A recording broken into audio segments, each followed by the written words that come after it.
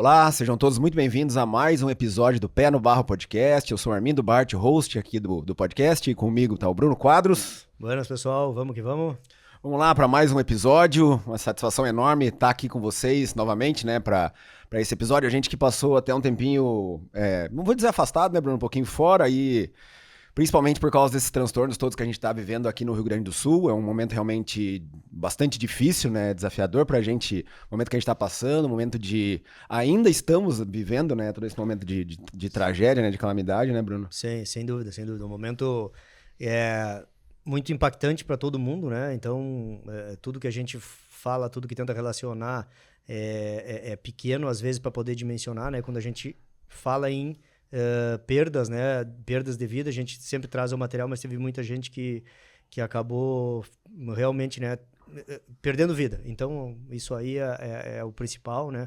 Obviamente que todo mundo, as pessoas que foram impactadas com casas, com seus bens materiais, sentem muito, mas teve gente aí que perdeu, que não vai ter nem a oportunidade de recuperar o que ficou para trás, né? Não volta, não tem essa opção. A gente passou por essa parada, e eu acho que acima de tudo, aí, mais do que tudo, né, é retomar, é voltar, e é isso que a gente está fazendo e tentando. E foi impactado aqui, né?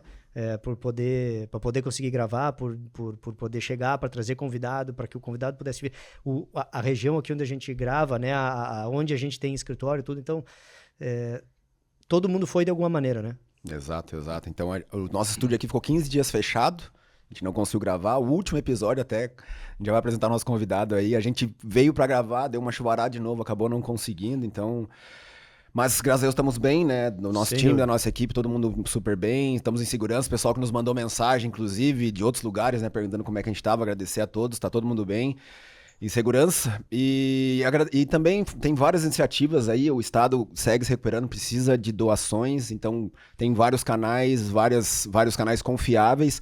A gente adotou, né, o canal do Desenvolve Pecuária, do Instituto Desenvolve Pecuária. Tem feito um belíssimo trabalho junto ao segmento do agro. Então, se você quiser doar também, tem o Pix que está aparecendo na tela aí.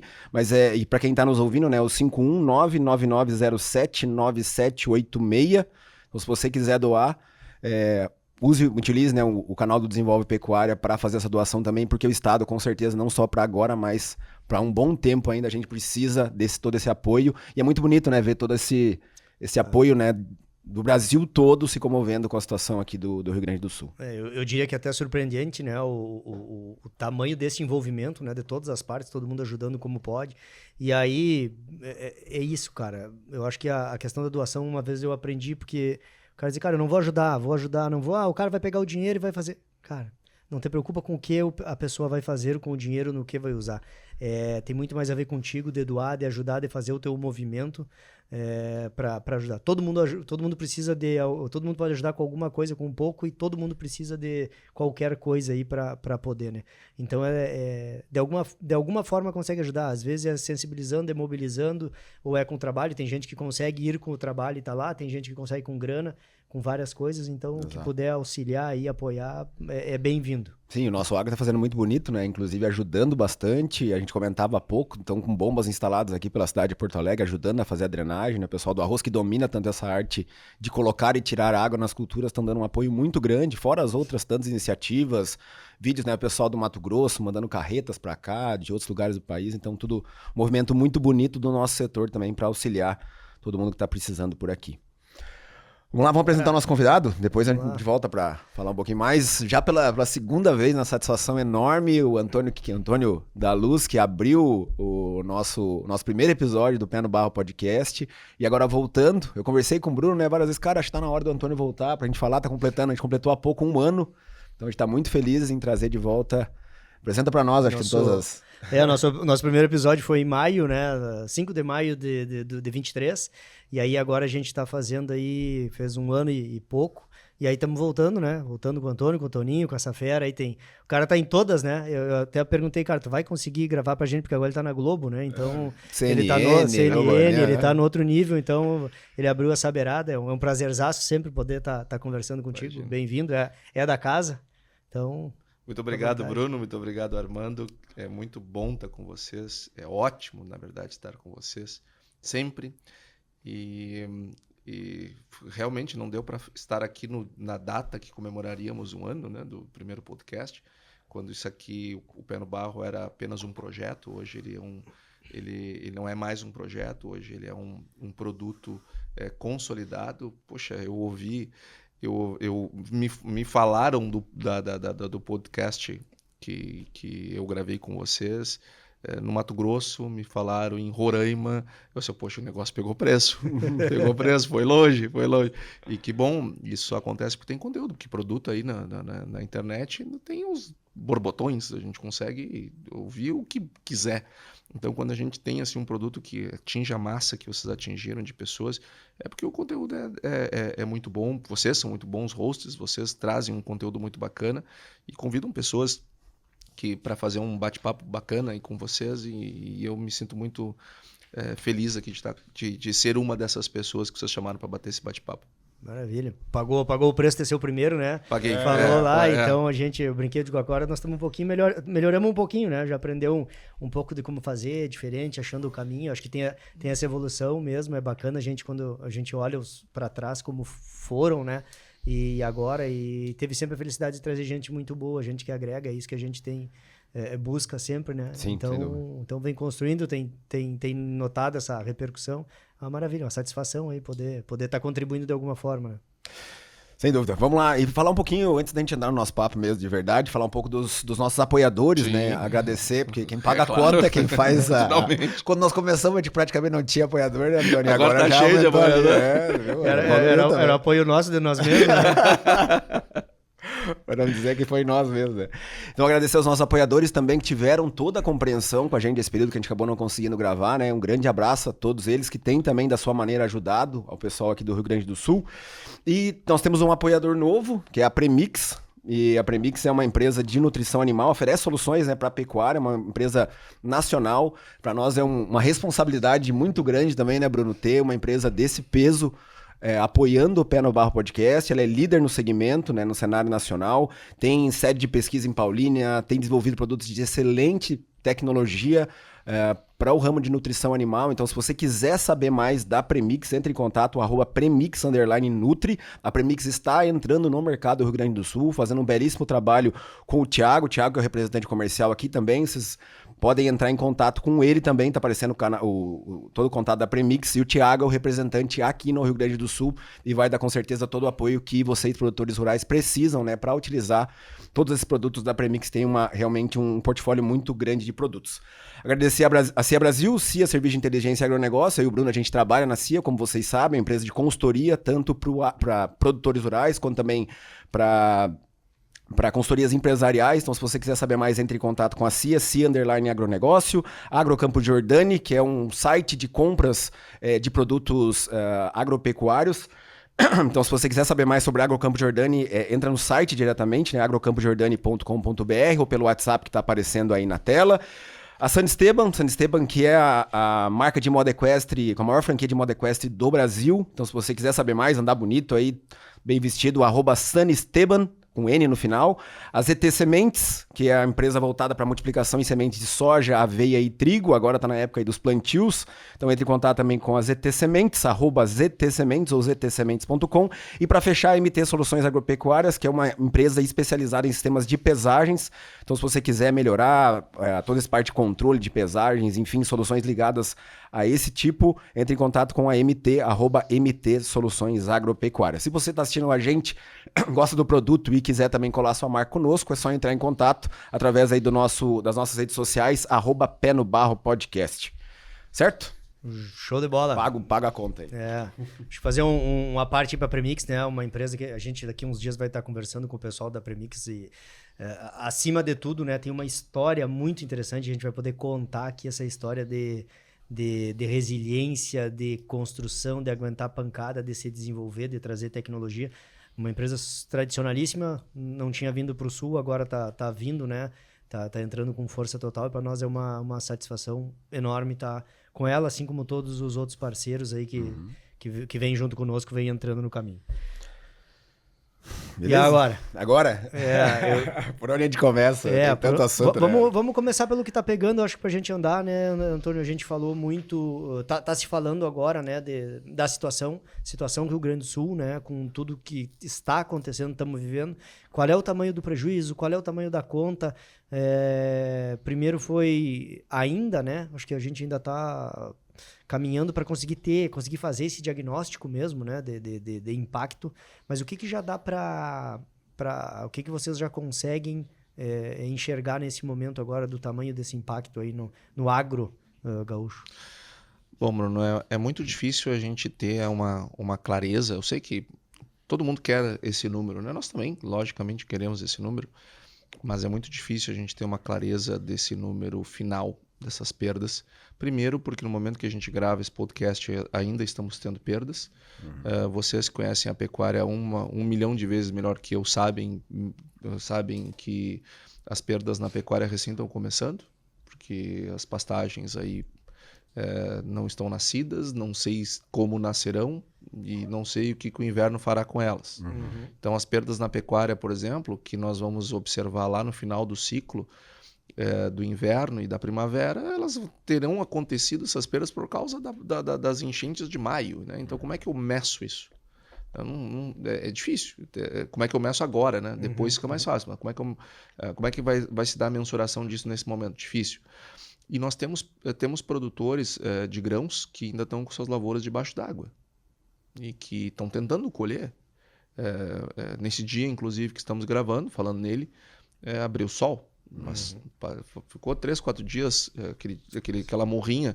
Não era uma grande chuva, eram chuvas fracas, mas o suficiente de impedir a colheita, e o pessoal metendo colheitadeira com chuva e tudo, porque o grão estava se perdendo ainda mais. Então essas perdas, elas ainda estão acontecendo. Agora, uma coisa que a gente observa é que tem ali tem um preto e um branco ali naquelas perdas. A gente tem produtores que não perderam nada. Isso é claro. Assim, temos produtores de algumas regiões que tiveram uma colheita cano cheio, que aliás, quando deu problema, já tinham até colhido. Estamos falando ali na região das Missões, lá no Planalto Médio, enfim. Não estou dizendo que são todos produtores dessas regiões, estou dizendo que alguns produtores nessas regiões já tinham colhido 100% e logo a perda é zero. Agora nós temos alguns produtores, por outro lado, que perderam absolutamente tudo. Imagina esse pessoal do Vale do Taquari, do Vale do Jacuí, aqui ali Candelária, Rio Pardo, Santa Cruz, a Quarta Colônia, na região do Jacuí, e aqui no Taquari pegar ali Roca Salles, Mussum, Arroio do Meio, Estrela, Lajeado, aquele pessoal ali, imagina o Taquari subindo a mais de 30 metros de altura e descendo a serra, descendo serra com 30 metros de altura. Ganhando velocidade, né? Tudo uma tsunami não é assim. Então, ali em Cruzeiro do Sul só sobrou alicerce. Então, as perdas nessas regiões, elas não são tão significativas em termos de grãos, ali no Vale do Taquari. Jacuí já tem, Cachoeira do Sul, principalmente, Candelária, mas no Vale do Taquari a gente tem muita perda de aves, de suínos, de leite, mas produtores que tiveram perda total. E é engraçado que isso é diferente de uma estiagem, que nós já aprendemos a mensurar adequadamente as perdas a partir de uma estiagem. A gente já sabe o que esperar. A gente erra por pouco, mesmo projetando bem lá cedo. Mas uma enchente é bem mais difícil, porque numa estiagem eu perco o que eu produzi. Numa enchente dessas, eu perco a minha estrutura de produção. Porque isso vai refletir depois por anos, né, para frente. Depende da velocidade de recuperação da infraestrutura toda, né? Esse é o ponto. Se esse cara não se recuperar até o final do ano, como é que ele vai ter safra 25? E o cara que se recuperou e tal, mas que perdeu não 100% do solo, mas perdeu produtividade do solo. Aí ele tem menos produtividade ano que vem. Isso se deve à enchente desse ano. E aí como é que eu mensuro isso? Como é que eu estimo isso? Não tem como. A gente vai ter que ter paciência. Mas nós vamos ter um balanço assim nesse branco e preto que tu fala. Tem caras com 100% de perda. Isso. E cara com normal, 100% normal.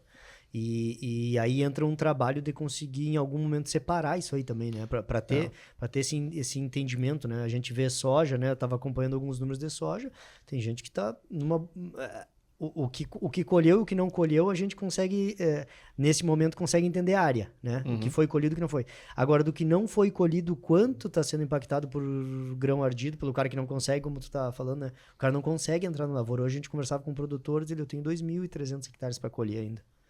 Não consigo. Sim, tem isso e tem a questão do sistema de secagem, né, também. O pessoal tava colhendo e não tava conseguindo dar vazão, porque tava colhendo, aí tá muita umidade, o secador tranca, aí não consegue descarregar, aí tranca a colheita porque não tem logística. Mas aí ainda nós estamos nesse campo que tu fala das perdas. Eu consigo estimar X% de área e eu posso assumir que eu vou perder 100% desses 20% da soja lá que não tinham sido colhidos, 25%, que talvez não seja tudo isso, né? Não, seguramente não. Tudo isso, tá, mas aí é área alagada, e tem área que não é alagada, Exato. Então a gente começa... Agora, nas áreas que foram inundadas, tá? Teve uma série de estimativas que foram feitas por satélite, análise de satélite, e nas áreas que efetivamente inundaram, o potencial de perda é 3 bi, em termos de grãos, tá? Só grãos. Estamos falando de arroz, soja e milho, que é o que se tem nessas regiões. A parte de suínos, suínos, aves e leite, nós não temos estimativas para isso porque perdeu estrutura. Se perdeu estrutura, a perda é infinitamente maior. Então, dá uns 3 bi só nas áreas alagadas. Só que tem área que não foi alagada, mas a perda pode ser 100% também. Sim. Então, tudo está sendo difícil. Agora, uma coisa para mim, assim, ó, eu sempre, quando a gente passa por uma crise, seja lá qual for, a gente sempre tem que entender que, como indivíduo, a gente não escolhe como entrar nas crises. A gente não escolhe como indivíduo, né? Agora, a gente sempre escolhe como sai. E isso depende do tipo de aprendizado que a gente vai ter. E isso, quando a gente pega do indivíduo e leva para o coletivo, não é diferente a questão do aprendizado. A gente precisa aprender muito com o que aconteceu. Não dá para acontecer de novo. Eu tenho certeza que o pessoal lá em 1941 tinha essa mesma ideia de, dali para frente, mudar o jogo. Mas nós não mudamos o jogo. A gente cometeu os mesmos erros. Então, aliás, eles nem poderiam ter cometido erro, né? Com eles foram pioneiros. Nós temos um erro muito grave em vários aspectos, e isso precisa ser melhor debatido, melhor discutido. Lógico que a história, né? A história dá o distanciamento histórico do fato permite um olhar mais adequado, sem as emoções, sem a contaminação da emoção, e tampouco dos interesses outros, né? Sobretudo aqueles políticos. Mas a gente não pode esperar esse tempo do distanciamento histórico, a gente vai ter que fazer. O desafio que eu vejo, Antônio, eu até estava olhando e compartilhei nos grupos de WhatsApp essas discussões todas aí, né, de quem é a culpa, porque tá agora todo mundo atrás de uma cabeça, né, dos problemas todos. Mas é que, olhando para os dados históricos, nossa, a gente teve a grande cheia foi lá em 41, e depois disso a gente teve talvez uma ou duas cheias maiores, né, que chegou a, sei lá, 3,30 m aqui em Porto Alegre, passou um pouquinho da cota de inundação, mas não teve nada parecido com isso, fora as últimas duas que foram o ano passado. Então a gente teve em sequência 3, né? E quando a gente olha para os fatos históricos, olhando para o orçamento reduzido, por todos os problemas que nós temos de administração, e o problema grande foi lá em 41, a gente não tem essa cultura, assim, de olhar todos os problemas, se aconteceu esse histórico, e falar assim, não vai, a gente sempre acredita que não vai acontecer, né? E no fim acaba acontecendo. E isso nos obriga, nos puxa para um negócio que a gente não é, né? Que é histórico, que é cultural, é da nossa cultura. Nós não somos do planejamento, né? Nós não somos do risco. Quer dizer, da segurança, da precaução. Nós somos tomadores de risco, né? Como toda a sociedade brasileira é assim. Cara, tu quer agora ou tu quer dinheiro agora ou tu quer guardar para tua aposentadoria? Eu quero agora. Tu quer fazer alguma coisa para prevenção de uma enchente que pode vir de 40 e 40 anos ou tu quer... Eu vou para outra. É nosso isso aí, né? Então, nós estamos agora, cara. Nós estamos agora começando a fazer movimentos para tentar segurar a seca, para tentar de alguma forma evitar a seca. Que acontece historicamente de 2 e 3 anos. Que nós vimos de 3, mas se pegar o histórico dos últimos 10 anos, nós tivemos... Então, assim, nós estávamos começando um movimento de maneira mais organizada para fazer alguma coisa para combater a seca. Então, e que vinha batendo na nossa porta, vem constantemente batendo. Então, não tô passando pano com isso, não tô dizendo não. que é... Mas é cultural, assim. Agora é fácil achar que nós estamos numa Europa da vida. Nós não temos essa cultura, né? E aí tem toda a parte política. Claro. Capital político. Mexer em comporta, ninguém vê. Não dá voto, né? Não dá voto? Então, não dá voto, criar DIC. Agora, é impressionante como... de novo, eu vou insistir nesse ponto e talvez eu faça isso mais de uma vez. A gente não escolhe, nenhum de nós escolheu ter uma enchente do tamanho dessa. Mas todos nós temos que escolher como é que nós vamos sair disso, que tipo de aprendizado a gente vai tirar. Aí, por exemplo, nós estávamos no auge da enchente, as pessoas sendo resgatadas de tudo quanto era equipamento, e de cima dos telhados, enfim, aquela coisa horrível que eu não gosto nem de me lembrar. Mas uma juíza publicou um artigo, num grande jornal de circulação aqui do estado, atribuindo o problema ao agronegócio. Não,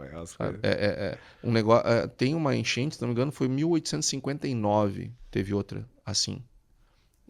Depois teve a de 41 e agora teve essa. Que essa supostamente foi maior do que a de 41, mas há dúvidas, porque mudaram a régua, porque a régua aqui do cais foi varrida, né? Sim. E tem, parece, 60 centímetros de diferença. Ou um pouquinho mais, talvez. Se não me engano, sim, é 60 centímetros de diferença, se não me engano. Uhum. Isto daria uma cota de 4,75. E a de 41 tinha sido 4,76. Tá muito próximo.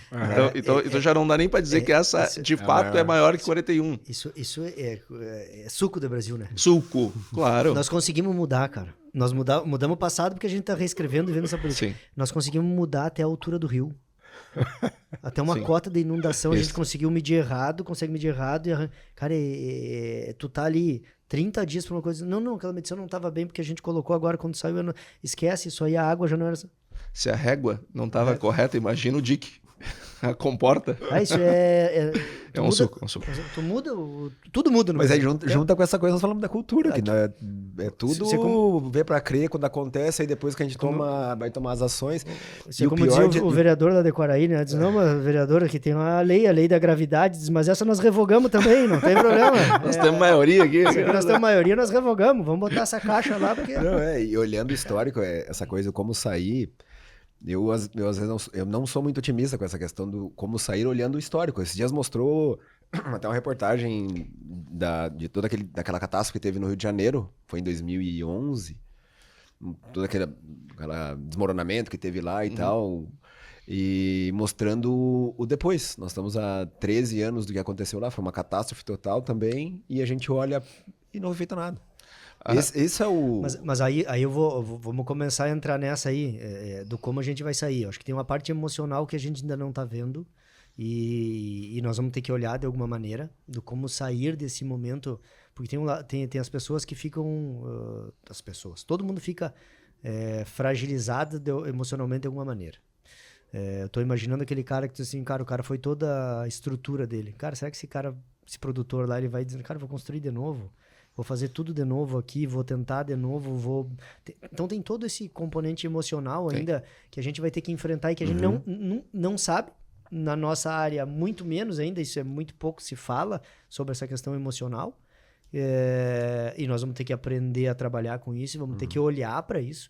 Porque é um cara que, como todo mundo diz antes, se a chuva antes acalmava. Eu tinha um ditado antes que eu dizia, deixa que chova, que enquanto chove não faz seca, mas já parei de falar isso. Também. Porque eu disse, deixa que chova, chover é bom. Cara, hoje eu já fico assim. Então tem tudo isso que nós vamos ter que trabalhar esse lado e de uma maneira massiva.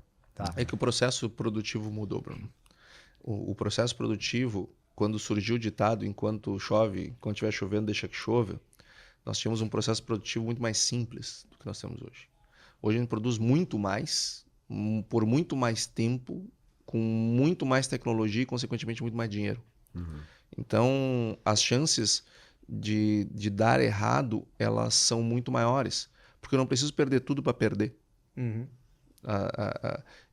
Se eu perder, as margens, elas se apertaram ao longo do tempo. Então, tu ganha muito no volume se tudo der certo. Mas se qualquer coisa der errado, tu já roda. Então, tem também uma mudança, não é só da forma de falar. Há uma mudança no processo de produção no agro também que estimula a gente pensar em que todos os excessos nos prejudicam, né? Mas como que a gente... Tá, vamos lá, nessa sair disso que tu tá falando, né? A gente vai escolher como a gente vai sair.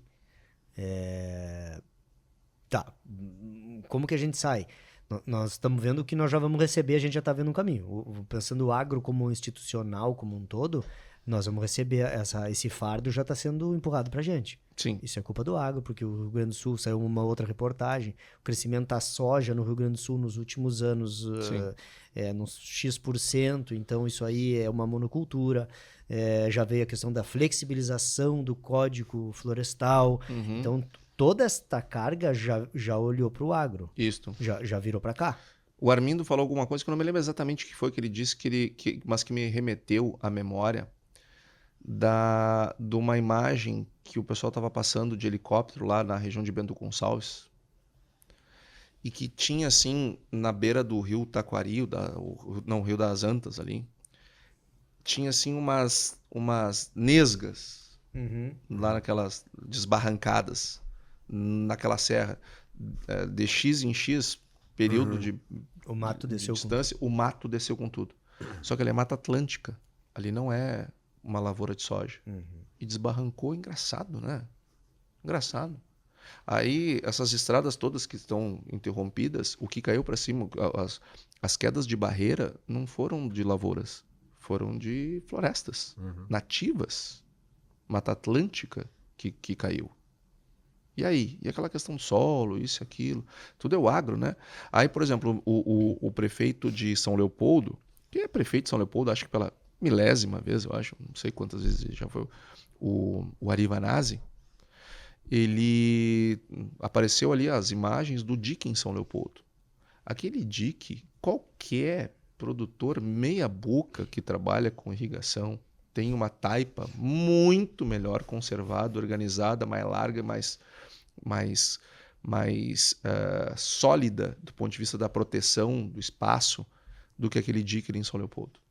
E que foi rompido, facilmente rompido. Aquilo ali com um bom aguador derrubava aquele dique ali em 2 horas de pá. Imagina os rios daquela forma. E ele, ao invés de vir para público dar uma explicação do que aconteceu, né? Não, parei só um momentinho, eu fui aqui prefeito 1000 vezes, sou o prefeito, e esse dique, com função é essa. Não, ele desviou do dique. Isso aí o problema é que o agronegócio bota veneno. O que tem que ver uma coisa com a outra? Mas as pessoas repetem. Aí o André Trigueiro, da Globo News, da Globo, enfim, ele vai lá e atrela a mudança do Código Florestal no Rio Grande do Sul, que não foi grandes mudanças, só diminuiu o tamanho dos carimbos, a quantidade de gente que carimbava, mas os carimbos continuam ali. As restrições são as mesmas. Tu só diminuiu ali umas 2 ou 3 superintendências, diretorias inúteis que tinham, porque não mudou nada em termos do torniquete. Aí eu fico me perguntando, tá? Enquanto isso a gente vê a Europa queimando carvão, a China, então, nem se fala, né? China e Estados Unidos são 2 cloacas, né? E aí o problema é o Código Florestal do Rio Grande do Sul. Aí o problema é a expansão da lavoura de soja. Mas, gente, mas o que é isso? Mas isso não pode ser só burrice, sabe? Esse é o ponto. Não, claro. Eu tenho que tirar do meu, vou botar em alguém. Isso não pode ser só burrice. Claro. Me perdoe até os ouvintes, os termos, né? Mas não tem como ser só burrice. Porque não tem como a pessoa não saber que nós vivemos dentro de um planeta que... E se dentro dessa linha de ser mal intencionado, que é um pouco disso, né? Do cara tirar dele e botar em alguém, a gente tá sob o impacto da Amazônia, então nós temos que bater no cara de lá, vamos tirar daqui, porque o problema não é Rio Grande do Sul. Claro. Talvez nós estamos causando problema, se isso existe, se isso é causador de problema, nós estamos causando problema em outro lugar, não é aqui. Exato. Porque a gente está sob o regime amazônico, então nós temos que reclamar do cara lá da Amazônia que está fazendo. Vamos transferir esse problema para lá. E tu lembra nós estamos no mesmo guarda-chuva. E tu lembra na época da seca? Qual era o problema da seca? Desmatamento da Amazônia, não veio umidade para o Rio Grande do Sul. Agora vem todas as umidades do Rio Grande do Sul, então o quê? Não é? Tá faltando desmatamento da Amazônia. Ou seja, o discurso discurso ambiental, ele é um discurso importante, eu não nego que a necessidade de ter a preservação ambiental, vocês mesmo, enquanto CIA, vocês defendem muito isso e da maneira correta. Agora, o problema é que quando as coisas saem, deixam de ser razoáveis, a gente vai perdendo até mesmo o argumento. Para vocês que trabalham esse assunto com seriedade, tu vai ficando sem argumento, porque tu olha para os lados, os caras estão falando coisas que não fazem sentido. Eu não estou dizendo que não tenha problemas ambientais, não precisam ser corrigidos. Sim. Eu estou dizendo que esses argumentos não passam no teste do cheiro. E cada vez mais a gente precisa, a gente está numa discussão interna muito grande sobre isso, sabe? Nós como empresa, a gente começou, quando deu isso tudo, cara, junta todo mundo, vamos discutir. Vamos revisar todos esses números de aquecimento, de mudança, de chuva, vamos entender um pouco disso aí, para que a gente tenha cada vez mais um posicionamento mais claro e um argumento mais sólido para posicionar, porque é tanta coisa que a gente escuta, como diz, não passa no teste do cheiro, que vem de qualquer lado, que precisa trazer essa informação de maneira clara, sem um viés, sem um interesse político, sem um interesse comercial, sem um interesse de tirar a culpa, né? Porque agora chega, tu perguntou, todo mundo achando culpado, sim, tem uma parte criminal desse negócio com quem tá no poder público, que esses caras começaram a tirar para tudo que é lado, porque se eles forem responsabilizados, eles podem ser responsabilizados, então o cara tá tirando para tudo que é lado, saindo dele. Então, mas a gente tá olhando isso, cara, existe uma mudança. Se é bem na minha vez ou não, ela está existindo, tudo isso. E tem um papel em cima do clima, do ambiente, de tudo isso, que a gente precisa e está cuidando. Mas, tranquilamente, a gente sabe que está se fazendo vem fazendo bem feito. Tem problema? Tem problema. Nós paramos de esconder isso faz tempo, de negar. Existem problemas com produtores, existem problemas em determinadas regiões. Existem. Mas a gente vem fazendo a coisa. E a gente não pode assumir isso, né, Antônio? Acho que é esse o ponto. Agora nós temos 1,3% das emissões de gases feitos do mundo. É do Brasil. 1,3% é o Brasil. O 32% é China, 20 e pouco. Tá, eu posso estar errando. E desse 1,3% tu tem a Amazônia e tu tem metade da população que não tem saneamento básico e tu tem todo esse lixo que a gente não dá o destino correto em aterro sanitário. O que está boiando agora nas ruas aí, nós estamos vendo outra coisa boiar. Não é embalagem de agrotóxico, né? E é uma coisa um pouco natural que o agronegócio represente, por exemplo, dentro das emissões desse 1,2%, o quanto representa no Brasil, porque o Brasil é um país que realmente tem uma importância muito grande do agronegócio. Então, obviamente que ele tem a sua parcela de emissão, porque está ali. Mas não se computa o balanço como um todo e também não se discute as questões de transporte, de outros setores que contribuem. Então, e o Bruno trouxe um ponto que para mim é muito rico, que eu até disse que agora ele tinha vindo. Eu acho que esse tipo de postura desestimula a defesa correta do meio ambiente. Por exemplo, vocês fazem um trabalho muito bom. Vocês mostram para o Brasil e para o mundo que é possível produzir, em especial na pecuária, que é o foco um pouco maior de vocês, não que a agricultura vocês também não façam muito bem, mas na pecuária vocês têm um know-how muito grande. Vocês mostram que é possível produzir com integração ambiental, com altas produções, com altas produtividades, com resultado financeiro e com preservação ambiental, que essas coisas são possíveis. Entretanto, exigem, logicamente, um arranjo técnico, um manejo, enfim, especial para que essas coisas aconteçam. Não se faz de qualquer jeito. No fim do dia, vocês mostram com o conhecimento que vocês têm para todos os clientes de vocês e para todos que querem ver. No momento que alguém vai lá e atribui a enchente em São Leopoldo, quando arrebenta um dique ao excesso de veneno, percebe que a pessoa que não está em nenhuma das igrejas, tá? Não tá lá, o cara não pertence à igreja, nem a do lado A, nem a do lado B, o cara é um cidadão comum. Ele ouve e diz, não, mas parece, isso não tem lógica esse negócio que ele está falando. Aí quando vocês vêm com um assunto que tem lógica, as pessoas às vezes não querem ouvir. Porque elas estão ressabiadas, porque elas estão incomodadas. Então, para mim, o ambientalismo destrutivo é aquele que não dá espaço para que as teses científicas e corretas elas prosperem, porque o cara tem um outro interesse, um viés ideológico, político, sei lá. Essa é a pior coisa para o meio ambiente, é ter esse tipo de ambientalista. Sem dúvida. aí vira time de futebol. Sim. É porque e é a polarização que a gente vem vivendo, vem passando. Mas deixa eu fazer uma pergunta pra você. E aí- Por que nós estamos falando de meio ambiente, uma área que eu não tenho nada a ver com esse negócio? Eu ia dizer assim, cara, vamos falar, Acho que eu vamos falar de economia agora, né? Aproveitar Vocês estão me botando numa enrascada num assunto que eu não entendo direito. Tô É aqui que falando. o outro tu já sabe, vai ficar fácil. Eu quero pra minha zona de conforto, né? Vou largar uma casquinha de banana assim, pra ver se o cara Pra vem, ver né? se eu resvalo aqui. Aí tem aquela história, né? O pessoal, tem que sair da zona de conforto. Não quero sair da zona de conforto. Assim, a minha vida toda Assim é a vida, tentando... minha vida. Eu não quero sair da zona de conforto. Mas Então, coisa barbada. Agora a parte boa. Zona de conforto. Arroz vai faltar ou não? A pergunta mais dá. feita nos... Vamos, acho que o Armindo ia fazer uma pergunta sobre meio ambiente de novo. Não vai faltar arroz, não tem a menor chance de faltar arroz. Depois que tu deu a entrevista... Eu ia falar depois que ele das- deu a entrevista da Globo, ele mandou WhatsApp pros grupos, não deixem faltar, né? Porque agora eu já... Agora você sai do supermercado. O Bruno nós íamos fazer um churrasco, acho que era lá em casa, não me lembro onde é que era. Mas era na praia, com certeza. E nós fomos fazer um churrasco e o Bruno foi comprar as carnes. E daqui a um pouco ele grava um vídeo na frente do supermercado lá, aqui no Rio Grande do Sul, mostrando as pessoas lá enlouquecidas atrás de arroz. Então, por que isso, né? E a gente sempre tem que entender a origem das coisas. Por que as pessoas em pleno Rio Grande do Sul estão preocupadas com isso?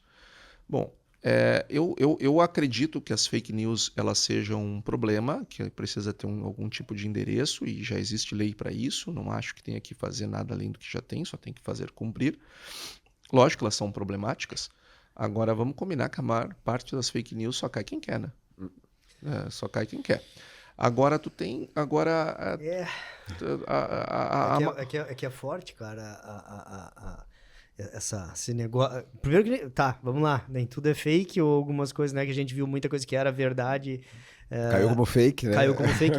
Mas é que é uma massa batendo, né, cara? Claro, não, tudo bem. É uma mas mentira contada, aquela ditada, mentira contada. Mas todos nós sabemos, tá? Eu tenho certeza que nossos ouvintes vão se dar conta do que eu tô falando, vai vir pessoas na cabeça deles.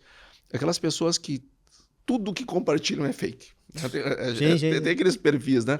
Então, ou seja, a pessoa acredita naquilo, ou ela gosta da tese e interessa se é verdade ou não é verdade. Eu acho que isso é um problema, a gente precisa evoluir como sociedade, como tantas coisas que a gente evoluiu, a gente vai evoluir nisso aí também. Agora, quando o governo fala, Esse ponto. não é a tia do Zap no grupo da família. É o governo.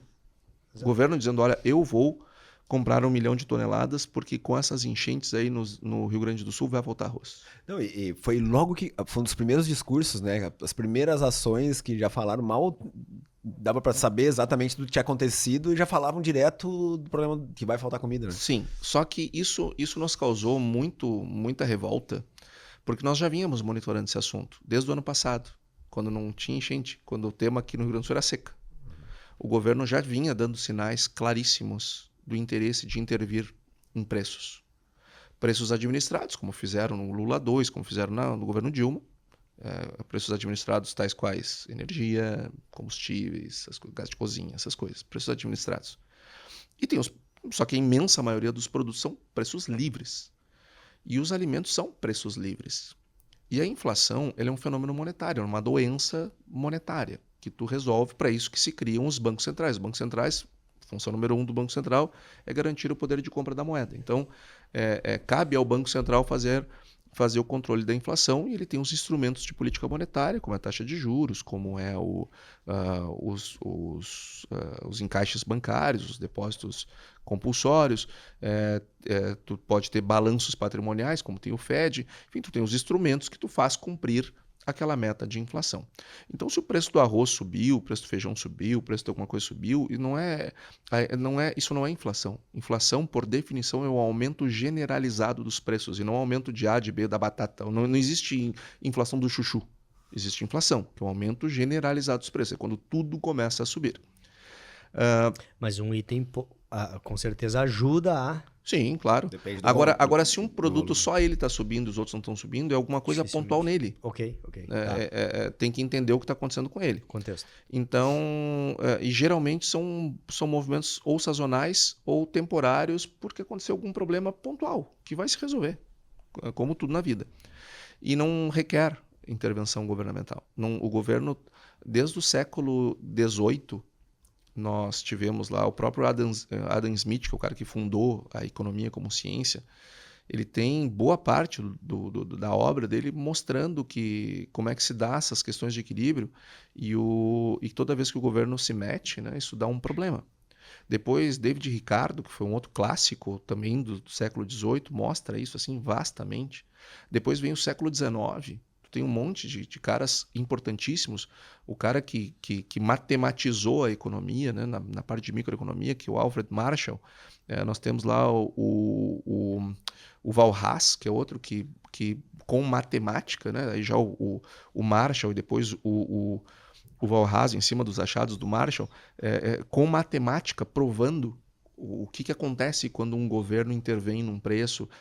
Lógico que não só isso, eles fizeram toda a parte de funcionamento da economia a partir da matemática. Mas dentro disso eles mostram como uma intervenção ela é danosa. Então nós sabemos disso desde o século XVIII, desde o século XIX. Século XX então nem se fala, né? Tem aos montes Friedman, Coase, o Robert Jr., que é o pai da macroeconomia moderna. Eles mostraram, e nós estamos falando de ciência, né? Para pessoas que defendiam até bem pouco tempo ciência. Então, nós estamos falando de ciência. Por que eu estou citando todas essas pessoas? Para dizer que nós estamos falando de ciência. Claro. A economia é uma ciência, ciências econômicas, é o que diz no meu diploma. Então, nós temos uma ciência toda que mostra que o governo não deve intervir nos preços porque dá ruim. E dá ruim sempre. Em qualquer. Em qualquer. Não te mete. E por que comida, cara? Porque comida... Tá, tem petróleo também nessa história. Não vamos ser... Sim, mas comida e petróleo dá mais voto do que dique e comporta. E cano enterrado. Então, ele dá palanque, dá discurso. Então, o governo, quando botou o Edgar Preto na Conab, eles já tinham esse objetivo, e isso era público. Nas falas do próprio Edgar Preto, nas falas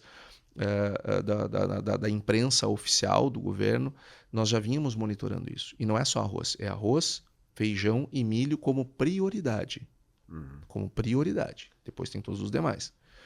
O que acontece quando os governos tentam interferir nos preços? Tu vai gerando ineficiências econômicas que vão fazendo com que as pessoas se desestimulem a produção. E é o caso concreto. Vamos lá, vamos pegar. O governo vai lá e diz, olha, eu vou comprar arroz, vou intervir no mercado de arroz e vou vender para as pessoas a R$4. Não, mas é impossível eu produzir arroz na fazenda, o industriário industrializá-lo, os transportadores transportar, o varejo vender a R$4. E essa conta vem assim, né? Não dá, a conta não fecha, não dá. Por mais que a gente queira, porque nós somos submetidos todos nós a custos de produção. Então, quando a gente tem essas intervenções, tu começa a gerar uma série de ineficiências econômicas. Porque, bom, a R$4 eu não consigo competir, aí eu vou ter que... Aí, imagina o seguinte, aí o governo vai lá e compra 1 milhão de toneladas. Mas antes disso, deixa eu pegar o roteiro do que o governo fez. Eles primeiro pegaram e disseram, olha, nós temos que intervir nesse mercado, nós vamos ter que comprar 1 milhão de toneladas. Isso não veio de agora, né? Não é por causa dessa... Não. Quando deu as enchentes, todos... eles usaram as enchentes, que é uma coisa que nos deixou muito indignados.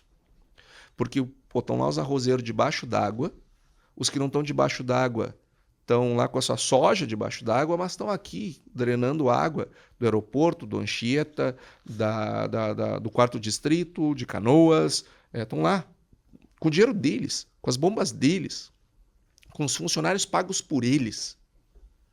E aí o governo, neste momento, usa a questão das enchentes para fazer algo que eles já estavam planejando fazer. Eles só não tinham um orçamento para fazer em 23, porque o orçamento de 2023 foi aprovado em 22, e eles não tinham um mote. Aí a enchente deu um mote, o orçamento já tinham resolvido parcialmente. Aí o governo vai lá e diz, olha, eu vou comprar 1 milhão de toneladas de arroz. Bom, se eu tenho 10 comprando e 100 vendendo, e chega alguém do tamanho de um governo dizendo: eu vou comprar 1 milhão de toneladas, que é 10% praticamente do consumo, um pouco menos de 10% do consumo anual, é óbvio que o preço sobe. Óbvio. Isso a gente sabe desde o século XVIII, que a consequência é o preço subir. É óbvio. O que o governo fez? A mesma coisa que o chavismo fez, que os argentinos fizeram. Eu ia falar isso, o exemplo tá que nós fazíamos nos anos 80, nos anos 70. Não dizer que eu só falei do pessoal da esquerda, que os milicos também faziam aqui. Ou seja, tem um sabotador. Ai, meu Deus do céu, tem um sabotador aqui no meio desse negócio. Tem um especulador. Sabe alguém que não tem rosto? Alguém que não tem nome? Eu jogo. Sabe? É a estratégia. É cortina de fumaça. A gente tá sempre brigando contra alguém. Isso. E tu tem que estar brigando contra o inimigo externo. O inimigo, isso. Né? Porque isso aglutina quem tá desse Claro. lado. Ainda mais se eu não sei contra quem eu tô brigando. Claro. Então, o governo, quando ele faz isso, ele joga duas consequências em termos dos preços. Quando ele diz que vai faltar arroz, as pessoas saem para comprar arroz que nem doidas, assim como o Bruno viu na praia, aqui no Rio Grande do Sul. Imagina o que aconteceu em outras regiões do Brasil que não estão acostumadas. Que não produz arroz, né? Então, nós tivemos uma super demanda que não foram as pessoas pobres, porque uma pessoa de um salário mínimo não tem renda para estocar arroz. Isso foi classe média, média alta e classe alta. Tem gente que comprou arroz para o ano. Tem gente que comprou arroz para o ano. Vai estragar o arroz e os caras não vão comer. Aquele monte de arroz que compraram. E então, quando tem uma super demanda, e de uma hora para outra, e sem uma razão, que os preços sobem. Não, e isso confirma daí a tese, claro, que jogou essa cortina de fumaça toda. Não, aí tá vendo, os preços já estão chegando no mercado, já tá subindo, isso... Faltou papel higiênico. Se a disso. turma correu Tem gente até hoje papel consumindo. higiênico, tu imagina arroz comida. Claro. Pandemia, e o papel higiênico era coisa do WhatsApp, mas agora não, arroz era uma fala do governo. Então o governo fez duas coisas simultaneamente. Ele teve como consequências duas coisas simultaneamente. Uma corrida no supermercado, que elevou o preço do supermercado. Ou seja, se as pessoas pagaram mais caro pelo arroz, a culpa é do governo, que é trapalhão. Trapalhão. E ele causou um aumento de 30% nos preços no Mercosul de arroz. Porque o governo é trapalhão. E é trapalhão, tá? Porque a gente sabe disso desde o século XVIII. Não é possível que o governo não saiba. Eles sabem disso. Só que aí retiraram o leilão. Foi um fiasco, né? Retiraram o leilão. Aí eles vieram com um orçamento de 6 bilhões e 700 milhões de reais. Só para vocês terem uma ideia, o atual governo, o atual ministro da Agricultura, anunciou um plano safra no ano passado sem citar o termo seguro. Ele não foi citado em nenhuma das falas e nem estava no material. E quem está duvidando, se alguém está ouvindo daqui a pouco, mas será que é? Confere, está no YouTube. Vai lá, olha o anúncio do Plano Safra 23-24 e tem ali um material para baixar e vejam com seus próprios olhos. Ouçam todos os discursos e assistam todos os discursos, vejam o material, vê se tinha o termo seguro rural. Não tinha. E por quê? Porque no último ano da Tereza Cristina tinha sido 2 bi. Eles baixaram para menos de 1 bi. Por isso que eles... E o Proagro foi totalmente descaracterizado. E aí nós estamos com menos da metade do orçamento. Então, esse 6,7 bi que vai ser gastar com arroz, dava para estar com tudo segurado. E a gente não estar aqui falando de problema nenhum, porque estava tudo segurado com esse valor. Aí o governo vai lá, quer comprar 6 bilhões e 700 milhões de reais. Nós supomos que vai ser da Ásia. Por quê? Porque se ele comprar 6 bilhões e 700 milhões de reais, que dá nos cálculos deles, tá? 1 milhão de toneladas de arroz beneficiado para ser vendido a preço tabelado, abaixo do preço do mercado, R$4, na gôndola do supermercado, se eles comprarem isso no Mercosul, bom, o preço do arroz vai a 300. Sim, daí aí sim que é a inflação. Aí, não, isso que eu fico pensando, né, porque o impacto disso aí, lógico, a inflação é uma das coisas, mas o principal é estar lá estampado, assim, o governo. Claro, com o selo do governo. Esse é só que acontece não é o impacto na inflação, não, estamos segurando a inflação, por isso. Não é consegue fazer essa compra? Essa é outra questão. Mas se consegue ou não consegue, o que me interessa é que o governo está fazendo uma política pública. Se ele vai ter competência para cumprir, isso é outra coisa. Eu acho que não terá. Mas nós estamos aqui no objetivo de entender o que o governo efetivamente está tentando fazer. Tá dizendo que vai. E eu falei 300, tá, pessoal? É só uma metáfora, tá? Não tô Aham. dizendo que não tô cravando isso no Economista. Economista. Não, e aí, assim, eu ia Até porque dizer... vocês fazem uns cortes muito danados. Né? Eu tava fazendo um monte de conta, eu tava escutando aqui um áudio porque eu comecei a correlacionar esses 6,7, mais acho que 2 bi que já tinha dito lá atrás que ia trazer, 8, 9 bi aí. O que dá pra fazer com 9 bilhões, né? Aí tu falou agora do seguro, tava tudo segurado. Eu pedi uma conta pra Silo, pra quem mais ou menos entende, então assim, uma unidade com tudo, completo, infraestrutura, secador, tudo, pra 150 mil sacos, sai 9 milhões de reais. Cara, dá pra fazer 888 silos, unidades de armazenagem com isso aí, que armazenam 133 milhões de sacos.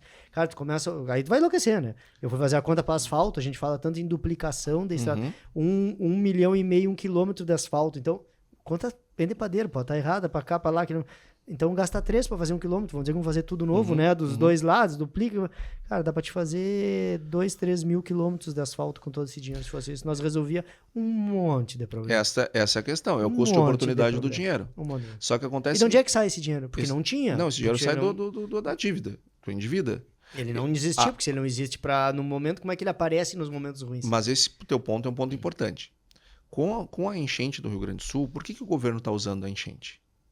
Porque tem um mote político para dar o start, né? É o gatilho para se fazer, o que já se queria se fazer.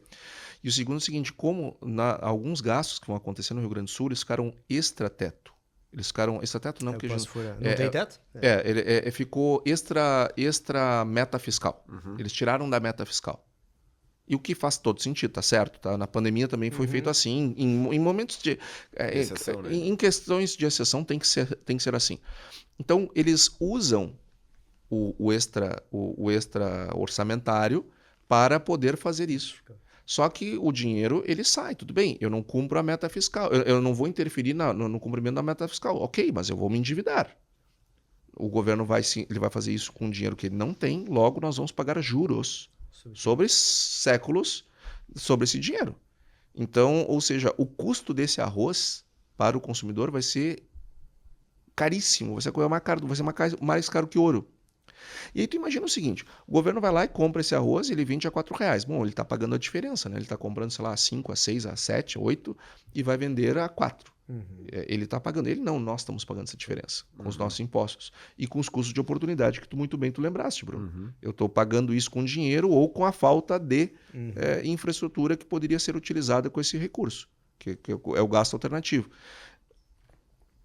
Então, esse gasto todo que o governo está fazendo, ele tá usando um evento trágico e doloroso para se fazer esse negócio. E agora tu imagina o seguinte, aí tá, se ele comprar arroz no mercado do Mercosul para fazer isso, para entregar um produto de qualidade, ele vai gastar uma fortuna e ele vai inflacionar ainda mais os preços ao nível do produtor da indústria. Isso eu não tenho a menor dúvida. Agora, ele não é o que ele tende a fazer. Ele deve trazer do Vietnã, da Tailândia, etc., que já começou a subir os preços lá. Sabe por quê? Porque desde o século XVIII a gente sabe que essa é a consequência. E aí, só que esse arroz é um arroz bem diferente do que o consumidor brasileiro está acostumado.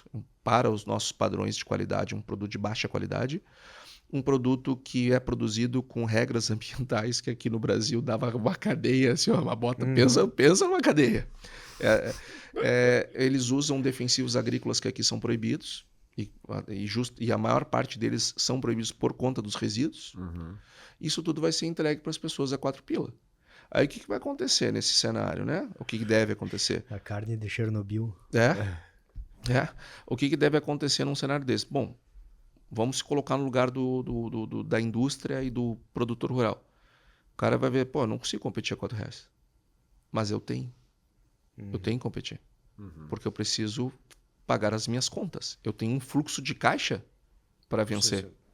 Então tu vai chegar uma hora que tu vai segurando, uma hora tu vende pelo preço que tiver que ser para te minimizar o teu prejuízo. Aí tu vai vender um arroz, que aí até vem para R$4, mas tu gera um desastre na cadeia. Dano na cadeia. Tu quebra um monte de indústrias, tu quebra um monte de produtores, aí tu diminui a oferta no que vem que o governo tem que fazer para manter Botar Botar mais dinheiro. a oferta, ele vai ter que seguir fazendo. Aí eu deixo de ser um produtor local e viro um importador dependente de subsídio. É muito inteligente, né? Tem que dar um prêmio Nobel. E pega essa mesma consequência aí, porque esse controle de preço que passou pela Argentina, Venezuela, a mesma coisa. Controlando o preço, eles acham que vai baixar, mas a consequência um pouquinho ali na frente é faltar produto. Ou não ter produto. Claro, é escassez. É chegar no supermercado e não ter o produto. É a escassez. É o que sempre acontece. O mercado é soberano. Aqueles vídeos da Venezuela, né, que não tem nada na prateleira, é exatamente E se o governo do arroz começar com arroz, depois for pro feijão, for pro milho, ó, pessoal do Mato Grosso, pessoal aí que é vizinho do ministro Fávaro, pessoal aí que é do ministro vizinho aí do Neri Geller, secretário de Política Agrícola, do Carlos Augustin aí, querem fazer isso com milho também, viu, pessoal? Querem fazer com milho. Tá com dúvida? Ah, Antônio tá largando fake news. Agora tem que me cuidar com...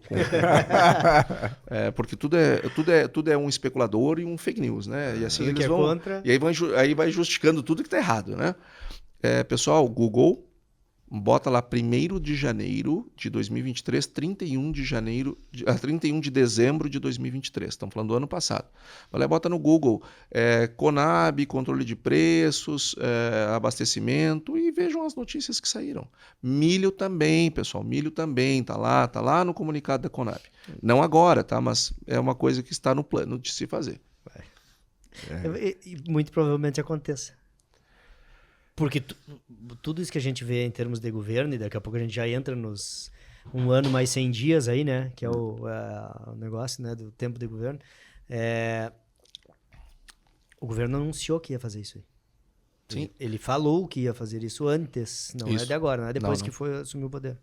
Ele antes, as políticas governamentais, elas foram anunciadas todas antes da eleição. Vamos mexer aqui, vamos fazer isso, vamos mexer. E vem fazendo. Bruno, um país do tamanho do Brasil, com mais de 200 milhões de pessoas, com o território do tamanho que tem, e o que dá para nós um universo de possibilidades e oportunidades imensas aqui no nosso país, que é um país que tem tudo para fazer, nós termos, nos últimos 40 anos, ter 2 décadas perdidas, e nós termos esses últimos 10 anos, nós estarmos com um PIB, uma atividade econômica parada há 10 anos atrás, isso não é para amador fazer isso. Se nós nos reunirmos aqui e tentarmos fazer isso, travar o crescimento econômico de uma economia emergente, uma coisa é tu travar uma economia que já é grande e consolidada, que cresce pouco, porque pelo tamanho. Outra coisa é tu travar o crescimento do emergente. É muito mais difícil, tem que ser profissional nisso. Não é fácil. Tem que fazer muita besteira. Sim. Só para fechar isso aí e não perder, assim... Que é a história do preço mínimo. Uma vez eu te falei, tu me olhou, disse, cara, não sei se preço mínimo é bom, né? Ele é bom para cima, ele é bom para baixo, né? O que nós... e aí, pegando o preço mínimo, pego essa história... Eu não gosto do preço mínimo. Sou contra o preço mínimo. Exato. Porque é a mesma coisa. Sim. O que nós estamos fazendo. Sim. Como muitos às vezes defendem, cara, acho que é bom ter um preço mínimo. Mas o preço mínimo eu que defino o mínimo. Ele é o pau. Ele é o pau que bate em Chico e bate em Francisco. Porque isso entra muito, olhando agora, né, das cadeias, é o mundo leite. O mundo leite vive brigando pelas importações e tal. Eu sou contra preço mínimo. E eu sei que tem muito produtor que não gosta de ouvir isso, não tô nem aí. Sou contra. Sabe por quê? Porque eu estudei. Só por isso.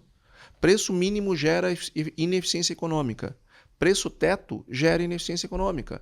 Qual é o preço que tem que operar? O de mercado.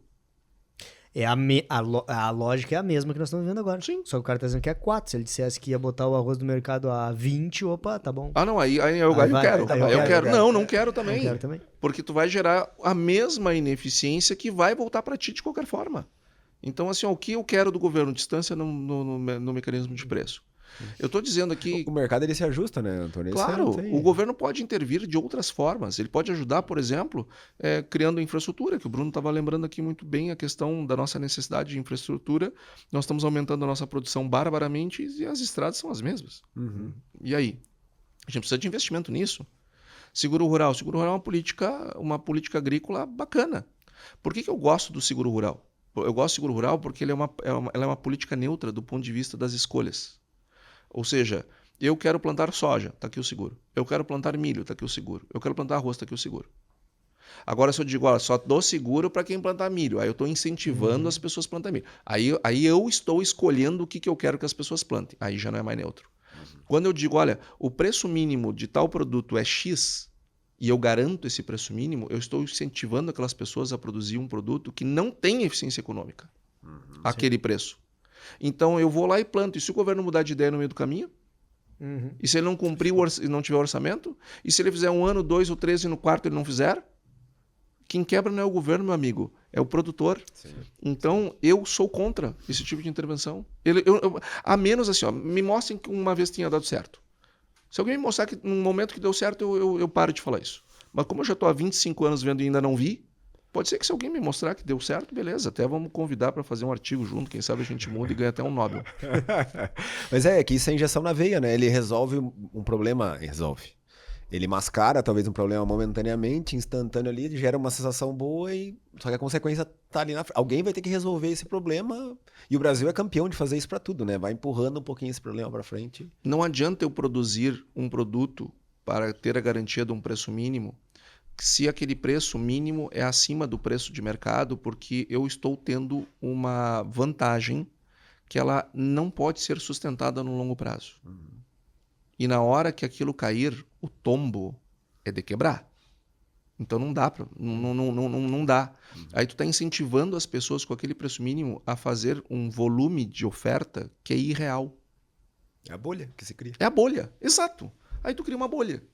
E quando ela estoura no elo de quem está produzindo. São preços irreais que o mercado não sustenta. Isso aí, a bolha é isso aí, né? Ela vai até que... Esses dias eu comentava, eu acho que tomara que a gente consiga, acho que é das outras coisas que como a gente sai desse episódio, né? Todo episódio traumático, né? Ou tu aprende por repetição ou por trauma, né? Os psicólogos dizem, né? Tu cria o filho, né? Cria a criança, não faz isso, não faz isso, não faz isso, não faz isso, não faz isso. Ela escutou durante 5, 6, 7, 10 anos. Quando chegou naquilo ali, ela não vai fazer, porque ela escutou aquilo, né? Até pode fazer, mas ela escutou aquilo. E a outra é um trauma. Nós estamos tendo um trauma. Então, os traumas te ajudam a mudar comportamento, né? Situações extremas de emoção fazem isso. E eu acho que esse é um ponto, cara, que nós precisaríamos evoluir, que é essa paixão política aí, né? É verdade. Isso é verdade. Nós estamos numa paixão política, porque tu olha todo o comentário hoje na rede social, né? E tu vai ali, cara, a primeira coisa, porque esse cara é da esquerda, porque o cara é de direita, cara, é no mesmo comentário.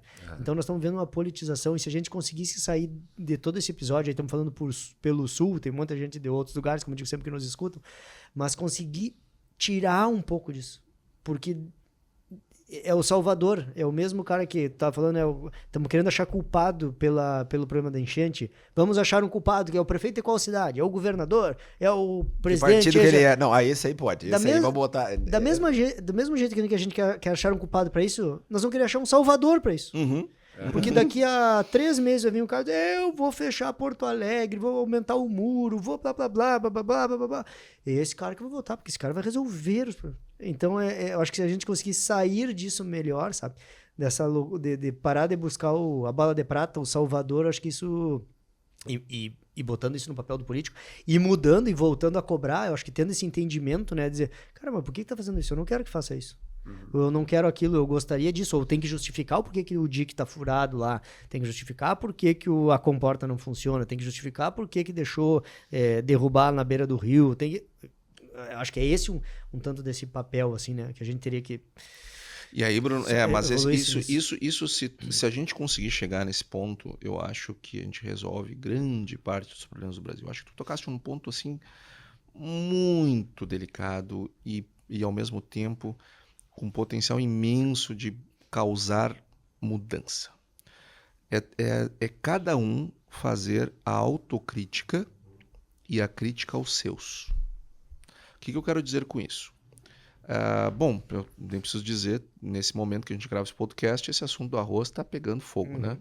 No dia de hoje, inclusive, o Estadão fez um editorial que é dizendo, vem aí a Arrozbrás. Então, não é uma matéria, um editorial, ou seja, a posição do veículo, né? Estadão, dizendo isso. E eu tô vendo muita gente compartilhar isso aí e tal, mas até bem pouco tempo atrás estava metendo pau no Estadão. Porque o Estadão estava metendo pau no governo anterior. Gente, a gente precisa fazer a gente precisa ter um certo distanciamento. Eu acho que a paixonite não faz bem. A gente tem que ter um distanciamento crítico. Eu não estou dizendo não é ter lado, eu não estou dizendo não ter ideologia, eu estou dizendo não ter posicionamento, eu estou dizendo é ter um afastamento suficientemente necessário para haver uma higiene. Agora, por exemplo, se vocês entrarem no meu Instagram, hoje tem lá um monte de gente lá nos comentários, porque agora os especuladores... Cara, repetindo o mesmo discurso idiota que está saindo do governo. Repetindo as mesmas barbaridades, do mesmo jeito. Então tu vê que aquilo não foi uma coisa aleatória, sabe? Isso é um discurso pronto. Mas o outro lado também fez isso. Claro. Sabe? Então, assim, ó, como é que se eu quero fazer um Brasil melhor, uma política melhor, um ambiente melhor, e a gente precisa fazer isso, porque nós estamos ficando para trás, tá? Sim. O Brasil há 40 anos era 4% do PIB, hoje é 1,9% do PIB mundial. Nós estamos ficando para trás.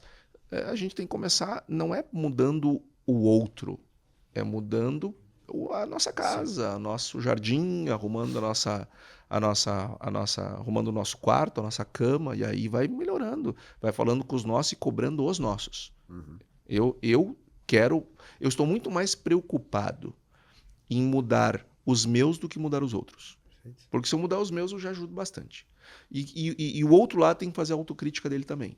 Agora, também não adianta ficar esperando que eles mudem se eu não mudo. A gente precisa mudar. Precisa... E aquela coisa assim que eu digo também, tenta ouvir sem... Se, por exemplo, alguém fala qualquer frase, ou que às vezes tem que ter o senso crítico, né?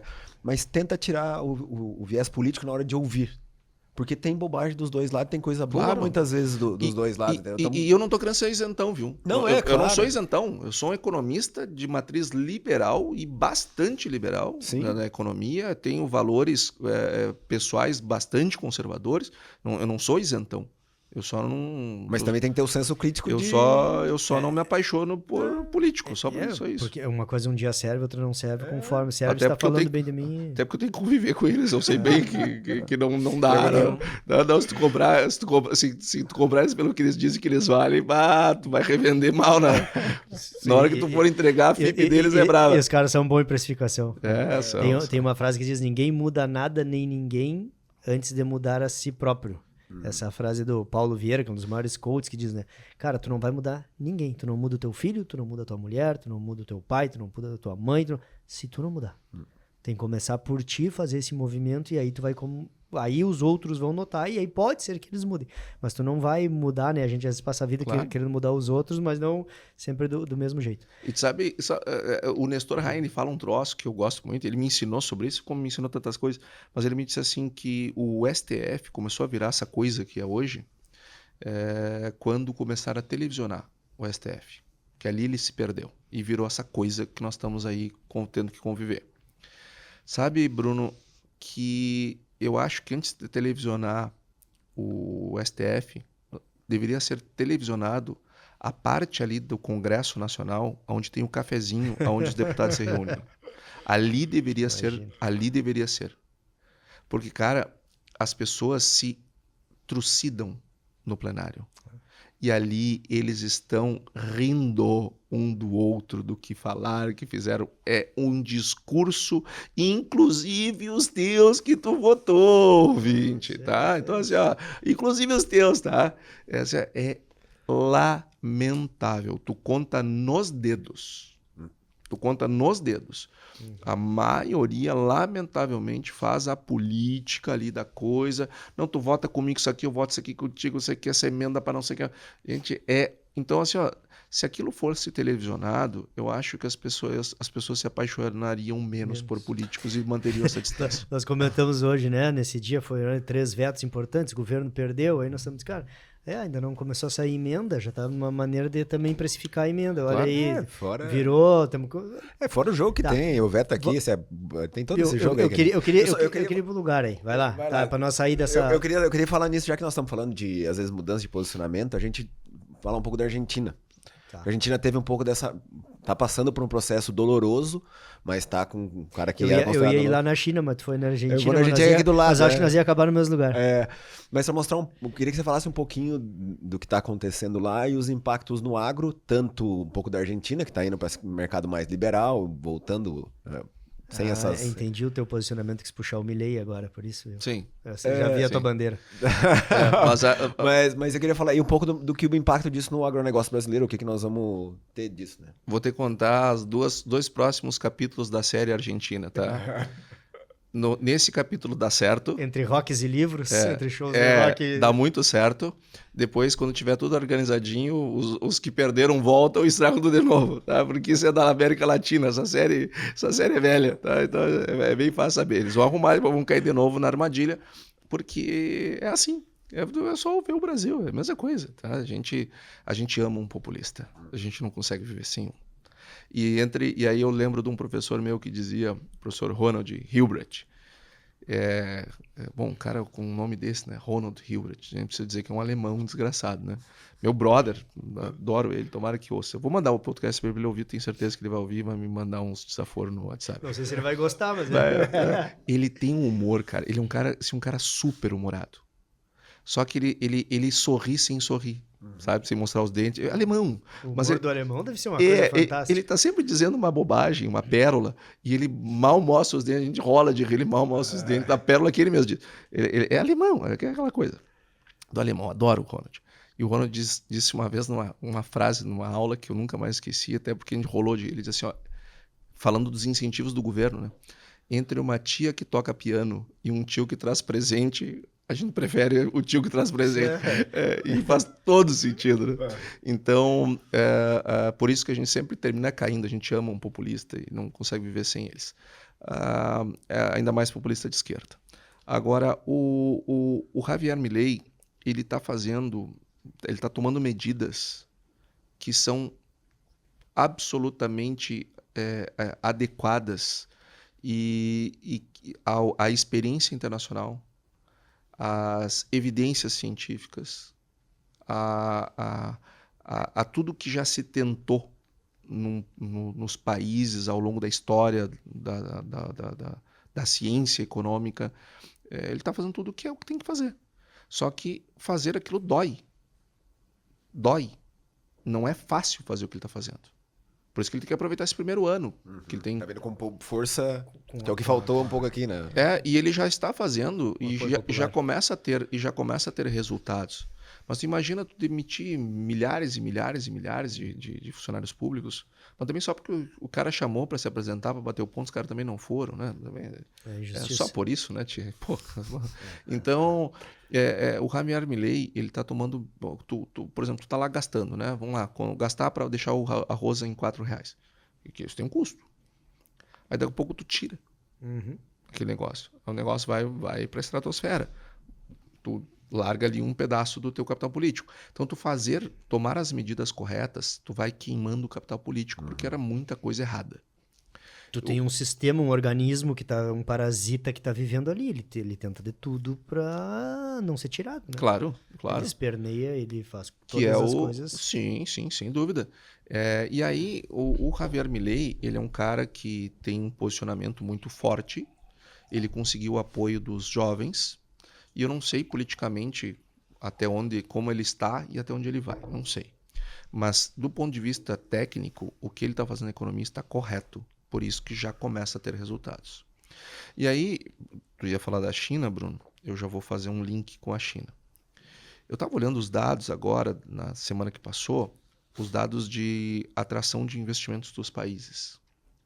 Porque eu fiquei decepcionado com o dado brasileiro. Não surpreso, decepcionado. Porque apesar de eu ter uma expectativa, eu torço para que ela seja equivocada, que eu me mostre equivocado, estou torcendo para as coisas darem certo, afinal de contas, eu estou aqui nesse país, a minha empresa aqui nesse país, eu tenho emprego nesse país, eu quero que esse país dê certo. Mas infelizmente não foi o que aconteceu. O Brasil teve uma atração ridícula de investimentos. Eu lembrei de uma coisa, um amigo nosso diz assim, o Grêmio me decepciona às vezes, o Inter nunca. Ele é gremista. Então, cara, tu sabia? Sim. E por esse lado tu nunca vai ser decepcionado, porque vai acontecer sempre para baixo. Exato, mas tu torce, né? E aí então estava olhando os investimentos estrangeiros. Aí a projeção era 4,9 bi para abril. E puxa, mas é pouco, isso não dá para nada. Isso é uma mixaria de investimento estrangeiro direto no país, não dá para fazer coisa nenhuma. Um país não cresce com um investimento desse. Aí veio 3,9, veio 1 bi a menos. Eu, gente, será que a China voltou a atrair capital? Fui lá olhar para a China. A China derrubou assim mais de quase 28% foi a queda no mês de abril dos investimentos estrangeiros diretos na China. E aí eu fui olhar, há mais de um ano eles estão a cada mês perdendo mais investimentos do que o mês anterior. Ou seja, está piorando a situação. E a China é uma economia de, sei lá, nem me lembro, acho que uns 18 trilhões de dólares é o PIB deles, ou algo que vale. Então, a capacidade deles atrair investimento é uma coisa enorme. Então, tu perder 28% disso é muito dinheiro que ficou no mundo. Assim, poxa, mas Algum lugar esse dinheiro está indo. Ele gira. Ele gira. Aí eu fui olhar assim, pô, para onde é que esse dinheiro está indo? Tá indo para o México, a rodo, dinheiro para o México, muito dinheiro voltando para os Estados Unidos. Por isso que a economia americana tem crescido tão forte. Aí tu vê assim, vários países emergentes ali, países do leste europeu também, muita coisa. Aí aqui a Argentina, eu fui ver a Argentina, assim, toneladas de dinheiro vindo para a Argentina. E eu, gente do céu. Por uma ainda promessa, uma coisa bem inicial. A economia argentina está muito pior do que a nossa ainda. Mas é a questão da perspectiva. Eu vou comprar barato esse negócio aqui. Sinaliza para o mercado. Cara, então, aí tu vê aquele monte de dinheiro. Se ele tivesse indo para o Brasil, esse país estava crescendo 4%, 5% ao ano. E ainda que veio dinheiro, pegar o ano passado mesmo, ainda veio dinheiro por um pouco de falta de opção, né? Com todo o problema de guerra, mercado um pouco inflacionado na Índia. Isso. Ainda... E tem um efeito... E uma ilusãozinha também, né? E uma ilusãozinha. E aí vou abrir um parênteses já... para quem ainda não acompanha, o Antônio grava um podcast toda segunda de manhã, o Eco Agro Talks. É obrigatório escutar. Tem que escutar, se não conseguir escutar na segunda de manhã, escuta segunda de noite, mas para começar a semana, onde tu dá todo esse panorama mundo aí, né? E entra no agronegócio falando assim, aqui nós estamos nós estamos conversando de tudo um pouco, dando risada, brincando lá, é super técnico, né? E dá toda essa linha e começa a fazer sentido, né? A gente começa a fazer sentido quando começa a escutar toda semana, porque tu vai vendo a sequência toda, então tu vai conseguindo acompanhar toda a evolução e toda a construção. E lá tu falaste muito falou nisso, por isso que eu ia perguntar, tu comentou de China, né? Nesse movimento que tu vem acompanhando o mundo como um todo, Brasil. Então fica a dica aí para quem não acompanha. Então acompanhem lá. O Antônio também é o economista-chefe da Ecoagro, né, que é uma das maiores securitizadoras, né, do agronegócio, se não a maior. É a maior do agro. Então a AgroMoney, né, que a empresa dele faz esse trabalho, cara, tem que escutar, tem que ouvir, porque é obrigatório para conversar disso. Fechando esse parêntese, quanto que disso aí, dessa efeito China aí, que a China tá sendo refreando, né, porque ela continua crescendo, ela cresce menos, é que nós estávamos acostumados com 7%, aquelas loucuras num país absurdo.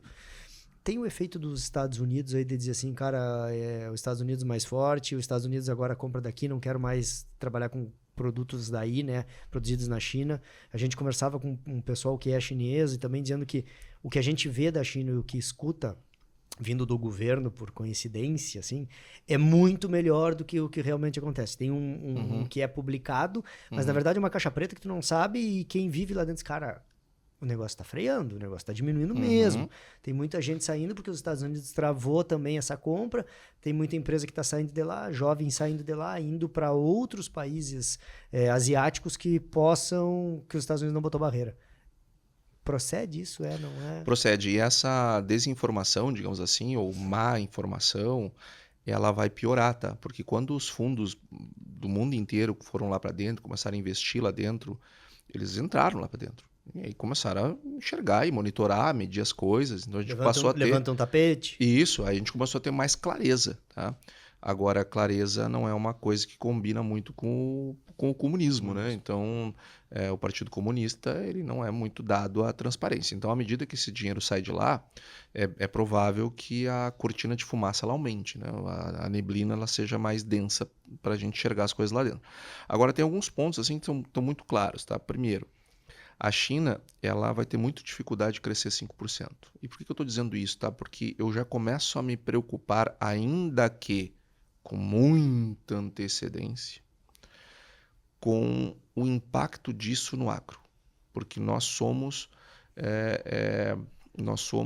um país que guindou o seu crescimento de produção muito baseado na expansão da demanda chinesa. E nós estamos aumentando área e vamos que vamos, então ele toca que toca, e a gente está contando que lá vai seguir crescendo no ritmo que nós estamos expandindo aqui.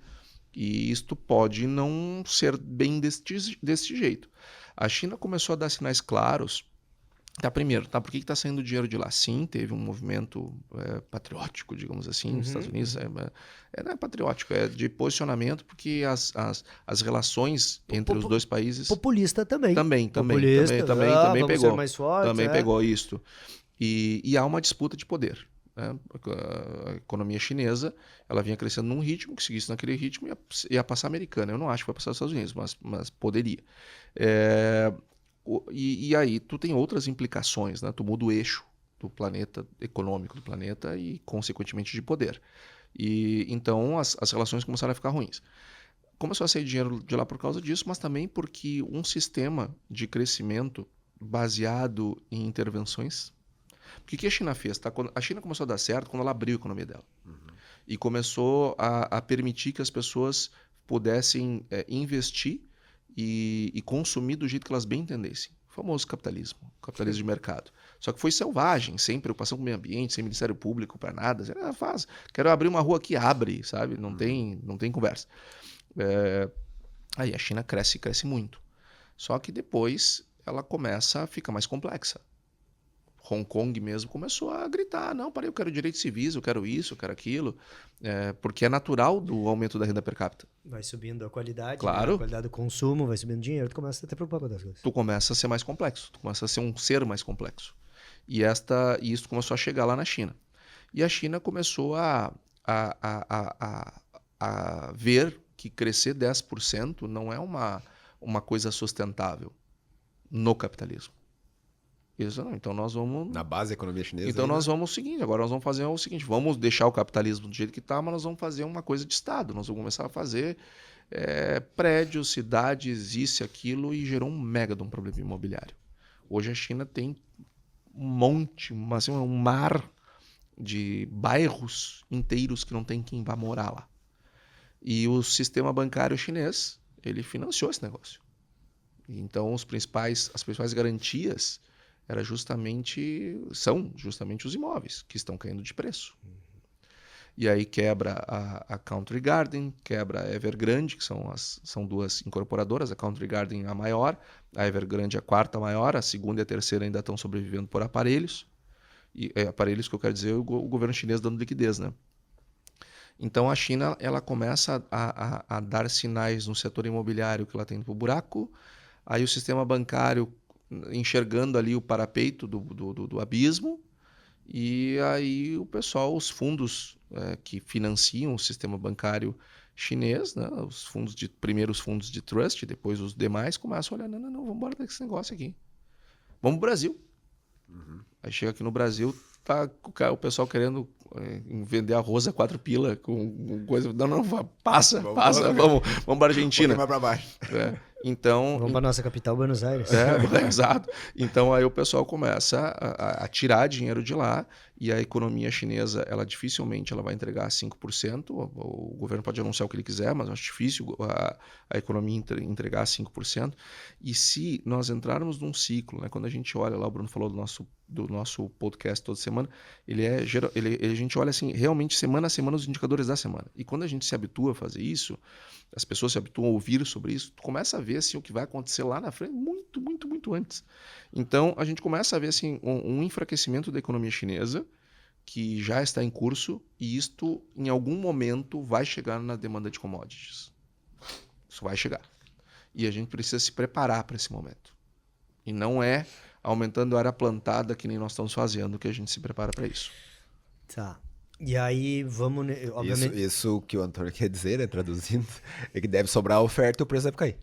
Se os movimentos... Se nós não acharmos outro mercado, outros caminhos. Se a Índia não absorver, não prosperar nesse período, não surgir novas oportunidades, a gente pode ter esse problema. Isso tem um tempo, né? E óbvio que é meio que talvez imensurável o impacto de uma China, não estamos falando em quebrar, mas de uma China... Desacelerar, né? Mesma coisa para a pecuária, que também Principal mercado brasileiro hoje, né? Que a gente já sentiu. É só fazer esse recorte, ele é bem fácil de fazer. É só tu pegar o período que a China parou de comprar carne daqui, alguns meses, o que acontece? Quando a China resolve lá um navio, não sei o que, ela para de comprar soja 1 mês, 2 meses, o que acontece com o preço? Sim. Só isso aí tu já tem o recorte. Laboratório. É o teste. Laboratório. O quanto a gente consegue impactar o tudo aí. Tu já... Eu não acho que a China vai deixar de crescer, tá? Eu só acho que a desaceleração da China, em algum momento que ainda não chegou, porque a demanda por commodities continua aquecida, crescendo num ritmo que vinha, mas acontece que existe ali um tempo entre essas coisas acontecerem. E que ninguém sabe que tempo será. Pode ser 1 ano, 2, 10, mas a chance de acontecer é enorme. Ainda bem que fica gravado o podcast. Sim, o navio, quando ele desliga, ele ainda tem um... Isso, boa. Ele vai longe para chegar, ele vai...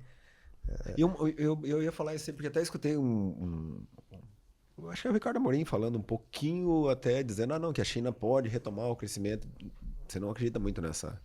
Não, acho que poder pode. Nenhum país está proibido de retomar o crescimento. Agora, eu acho que os problemas estruturais chineses, eles são graves o suficiente para levar um bom tempo para consertar a máquina para que ela volte a crescer num ritmo maior. E depois é o seguinte, Armindo, a gente tem que entender que quando tu é pobre, uma pessoa, vamos pensar uma pessoa que ganha Bolsa Família. Se ela fizer lá um bico lá de consertar lá, de fazer limpeza num pátio, de qualquer, ela percebe que ela dobrar a renda dela não é uma coisa muito difícil. Digamos que ela ganhe só 600. Se ela for para ganhar mais R$600, faz uma faxina aqui, faz uma limpeza de um pátio ali, faz um serviço de hidráulica a colar. O cara, para dobrar a renda dele, ele não é difícil. Mas um cara que ganha R$100 mil por mês, esse cara, para passar a ganhar 200, é muito mais difícil.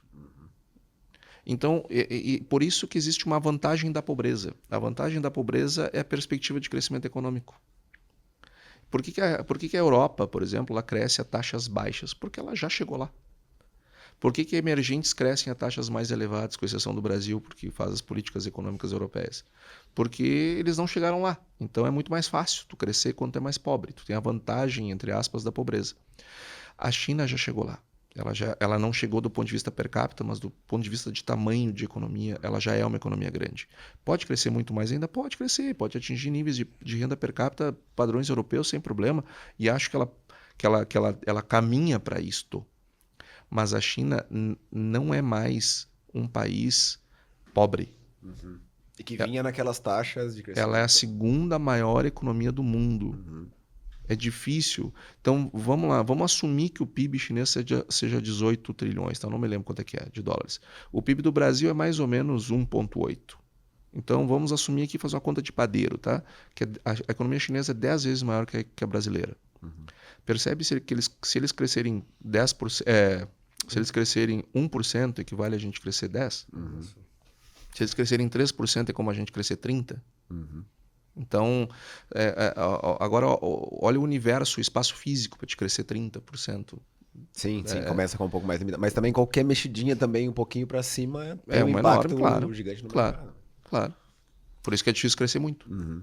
Indo assim, a gente começou falando de como a gente vai sair, né? Desse movimento, e aí estamos falando de China e vendo todo esse cenário. Como é que tu enxerga o futuro aí, os próximos meses? Vamos fazer uma caminhada, assim. Era melhor estar falando de... Agora vem a ambiental, acho que podemos voltar. Agora é a hora do risco. Como é que... Momento bola de cristal agora. Para onde é que a gente... Ok, vamos pensar em Sul, depois Brasil como um todo, porque nós continuamos ainda com esse risco da inflação, né? Deu essa mexida. Agora, Selic já estamos acenando aí que vamos ter que voltar, porque a inflação está aí, então volta, nós achando que o juro ia baixar...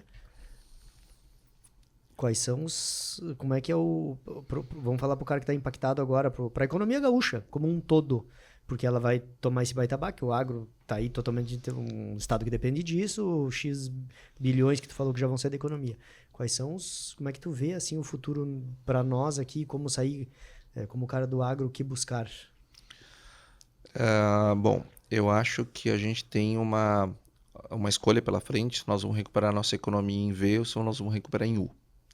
Recuperar em V, bate no fundo do poço e volta rápido, né? Coisa de 1 ano, 2, está ali com a atividade econômica do tamanho que estava. Em U, a gente vai levar anos para conseguir voltar à atividade econômica. E essa escolha depende do tamanho da quantidade de liquidez que a gente botar na economia gaúcha.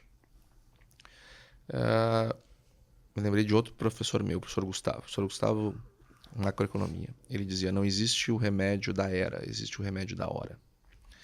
E eu concordo muito com ele. Eu sou, como eu disse, um economista liberal dos quatro costados. Mas eu não sou anarquista, eu não acho que o Estado não tem um papel. Eu acho que ele tem um papel. E eu só acho que quando a gente está com dor de garganta tem que tomar, e se for bacteriano, tem que tomar antibiótico conforme a orientação do médico. Agora, eu não posso tomar antibiótico todo santo dia porque vá que me deu uma dor de garganta. É como esse pessoal aí pensa. Agora, no que aconteceu no Rio Grande do Sul, tem que meter dinheiro. É com dinheiro que resolve. Solidariedade, abraço, tudo isso é importante para a parte emocional que nós também teremos que nos reconstruir. Mas nós vamos precisar de dinheiro, e muito dinheiro pesado. Porque tu tem, vamos pegar assim 4 pilares, tá? Tu tem o pessoal que a partir de agora, que nós estamos gravando esse podcast, nas próximas 2 semanas, essas pessoas vão começar a voltar para casa em maior número.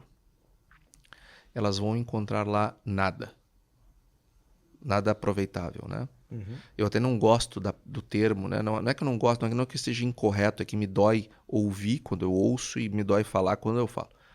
Mas elas vão achar lixo e lama. Mas aquilo não é lixo, gente. Aquilo eram as coisas delas. Uhum. Mas agora, infelizmente, é lixo. Os móveis, os eletros, virou lixo. Infelizmente, virou lixo.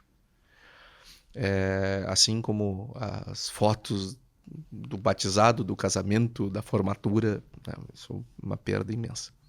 Essas pessoas, elas vão passar por um processo emocional muito duro, que é a limpeza da casa. E quando elas tirarem toda a lama de dentro de casa e aquilo que virou lixo, não vai sobrar nada além de parede. E aí essa pessoa vai se dar conta que no dia feliz que ela saiu do abrigo, voltou para casa, ela vai ter que voltar para o abrigo porque ela não vai ter onde dormir. Porque não tem cama. Ah, não, mas eu peguei o colchão lá do abrigo, beleza. E a geladeira? E o fogão? Tu vai cozinhar onde? Como é que essa casa vai funcionar? Então, essa pessoa ela vai passar por um processo muito doloroso e que vai exigir renda dela, dinheiro, para ela reconstruir a casa. E esta pessoa precisa necessariamente estar empregada. E aí a gente vem para o segundo pilar. Porque sem o salário dela, por mais que tu seja uma sociedade extremamente generosa, que vai estar lá um monte de gente lá que vai fazer isso, o Bruno tem certeza que fará isso, vai lá, vou dar uma geladeira para esse, um fogão, vou gastar lá o que eu não tenho, mas vou ajudar essa gente. Beleza. Isso não é suficiente. Porque a gente pode auxiliar, mas o motor é aquela própria pessoa. Porque se a gente pudesse sustentar mais pessoas, a gente já estaria sustentando outras pessoas. Uhum. Tu não consegue ter sustentabilidade nisso. Tu ajuda numa geladeira, mas tu não consegue resolver todos os problemas daquela pessoa. Ela vai ter que estar empregada. Aí ela vai lá na empresa que ela trabalha, num supermercado, no bairro que ela trabalha, que emprega 50 pessoas, numa pet shop, num salão de beleza, numa empresa qualquer. E ela vai lá para trabalhar, porque também baixou água lá, vai ajudar a limpar, enfim. Chega lá, tá o dono dizendo, gente, olha, não tem como pagar o salário de vocês. E mais, eu vou demitir vocês, eu não tenho nem como pagar a indenização. Um dia eu vou pagar, não sei como, não sei de que jeito, mas eu vou. Se eu não mantiver aquela empresa funcionando, eu tiro daquelas pessoas que trabalham naquela empresa a capacidade de se recuperarem. Então, eu preciso cuidar desses 2 pilares. E isso se faz com dinheiro. O terceiro pilar são os governos, municipal e estadual. Os prefeitos e o governador precisam ter caixa, porque nós vamos precisar deles para fazer o conserto das coisas. Se o governo... mas o pessoal lá em Nova, não sei, agora fez uma ponte. Beleza, joia, fizeram, ótimo, maravilha. Tudo bem. Só que eles não conseguem enterrar um cano aqui que estourou, que está cheio de lixo, de barro, que sei eu. A gente não vai precisar. E é muito dinheiro para essa reconstrução do aparelho público. seja ele estadual ou municipal. E nós vamos e o quarto é a infraestrutura logística. Essas estradas todas que caíram, ponte, essas coisas todas. Isso tem um custo imenso para a gente. Então, esses 4 pilares, eles precisam ser olhados, cada um com muita atenção, e todos se resolvem com dinheiro. Então, a gente vai precisar botar muito dinheiro. E o Rio Grande do Sul é um estado, assim como tantos outros, tá? Também não quero aqui... É um estado que manda todo ano 65 bi para Brasília, dos quais voltam 14. Fica 52 bi lá. E isto se eu olhar em termos de PIB, eu estou falando de arrecadação de impostos. Agora vamos falar em PIB, que é tudo que a gente produz. É como se a cada 12 anos nós pegássemos tudo que a gente produz, tudo, o ano inteirinho de cada gaúcho, e entregasse para Brasília. Ou seja, o Rio Grande do Sul tem capacidade de gerar uma riqueza para se reconstruir, contanto que esse dinheiro fique aqui.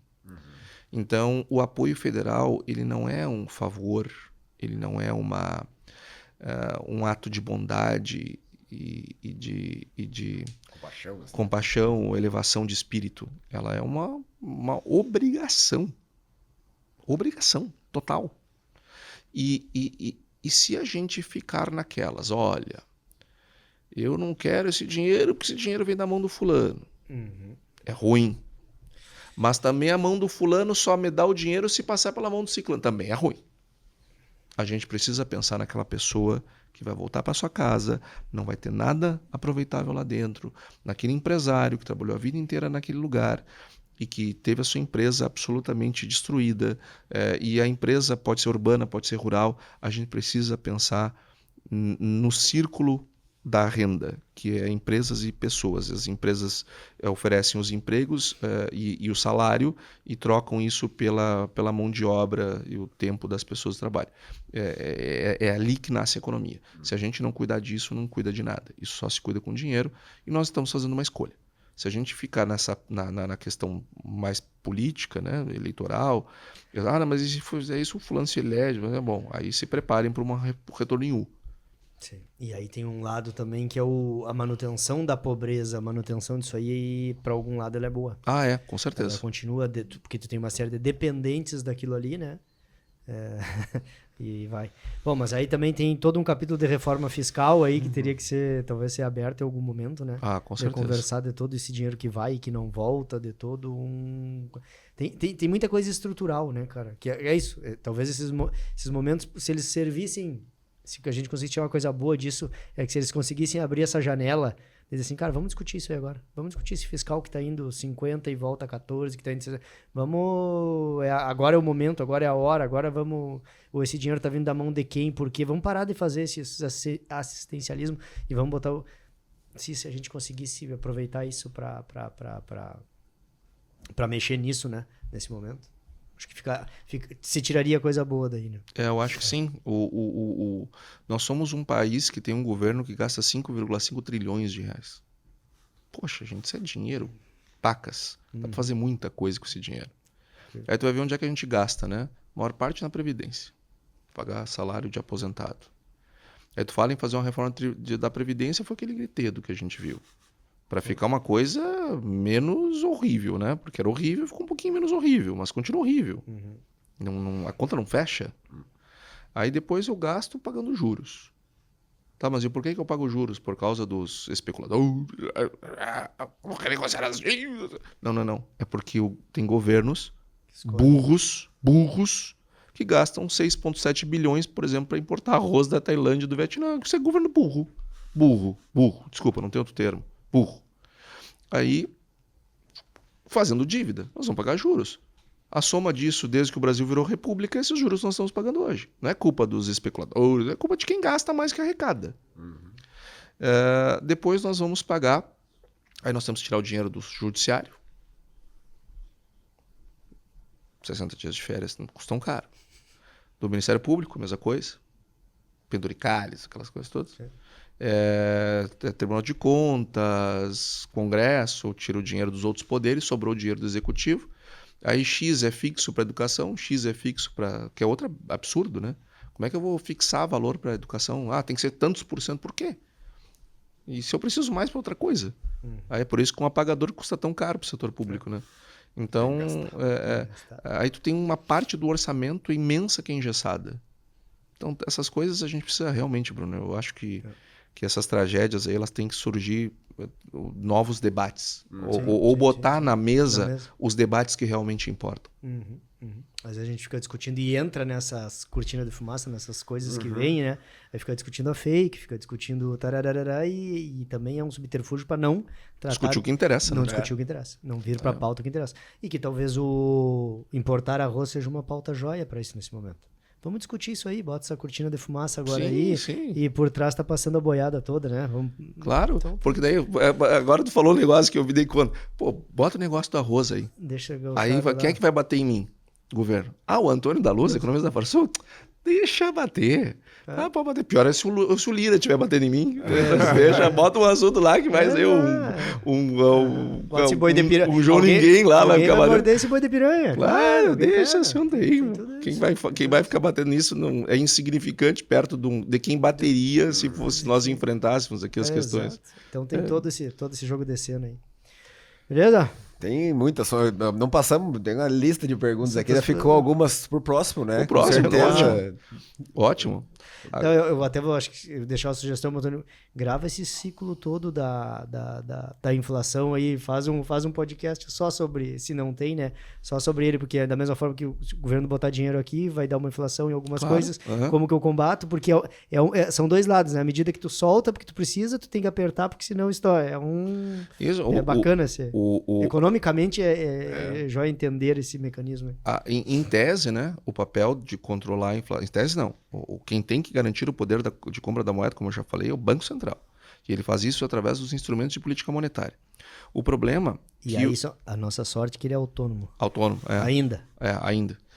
E agora, se o governo ele tem a capacidade de gastar, se ele gera desequilíbrio fiscal, o Banco Central está enxugando e o governo, com o desequilíbrio fiscal, está jogando.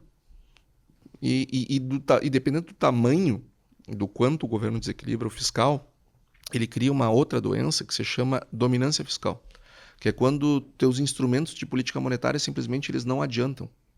Eu vou dar aqui um exemplo, eu gosto de usar os exemplos da medicina porque as pessoas entendem no seu próprio corpo, né? Entendem, são assuntos mais do dia a dia.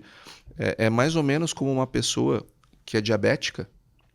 Tá lá o cara dando insulina e ele comendo doce adoidado. Eu dando açúcar. Chega uma hora que esse cara tá comendo tanto açúcar, né, que não adianta o remédio que eu vou dar para o cara lá, a glifagem, ou sei lá o que, o remédio que dá.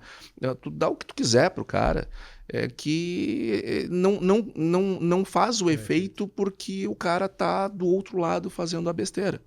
E o governo hoje está fazendo exatamente isso. Ele está gerando um problema de dominância fiscal e isso faz com que nossos juros sejam mais altos do que poderiam ser. A gente podia já estar com um juro bem mais baixo, a gente podia estar com uma inflação bem mais baixa, só que não dá para fazer isso com o fiscal do jeito que está. O governo Lula, quando começou, aliás, recomeçou, né, pela terceira vez, ele recebeu uma dívida PIB de 71%, está 76%.